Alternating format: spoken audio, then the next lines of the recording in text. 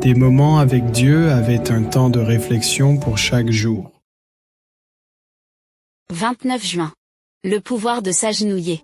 Venez, prosternons-nous et humilions-nous, fléchissons le genou devant l'Éternel, notre Créateur. Psaume 95, 6. Il y a des moments où nos forces ne suffisent pas. Le fait de rester debout, de lutter, de résister, de nous garantir la victoire. Il y a des jours où nous nous rendons compte que nos résultats n'ont pas changé malgré tous nos efforts. C'est que nous avons oublié que le véritable pouvoir réside dans les positions à genoux de les prier. Non pas comme une simple activité religieuse, mais reconnaissant Dieu comme notre Créateur et notre soutien. Le célèbre évangéliste Billy Graham a un jour révélé le secret de sa vie spirituelle après avoir prêché devant des millions de personnes à travers le monde. Il racontait que bien qu'entouré de succès et de reconnaissance, il avait toujours compris que sa véritable force ne résidait pas sur scène, mais dans les moments passés seul avec Dieu. Il y avait des jours où il se sentait faible, fatigué, accablé par les responsabilités. Et dans ces moments-là, il ne se fiait pas à son expérience, mais s'agenouiller devant Dieu. S'agenouiller n'est pas un rituel religieux, mais une nécessité permanente. Et c'est de ces moments intimes qu'est un évangéliste d'envergure mondiale.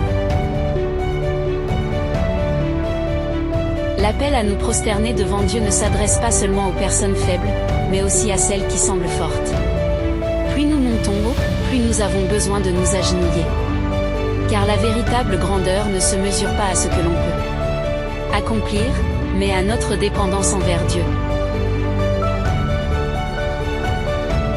S'agenouiller devant Jéhovah, notre Créateur. Une invitation qui brise l'orgueil humain. Cela nous rappelle que nous n'avons pas été créés pour vivre cette ni pour tout porter nous seuls. S'agenouiller n'est pas un signe de faiblesse mais de sagesse.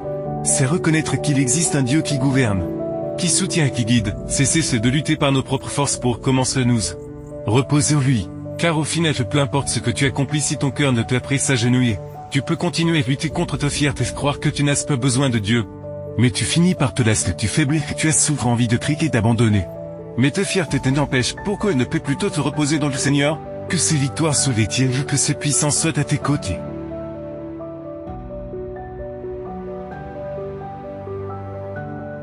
El Salvador ressentait le besoin de rafraîchir son âme et son corps pour pouvoir résister aux tentations, et ceux qui s'efforcent de vivre selon l'exemple du Christ ressentiront ce même besoin.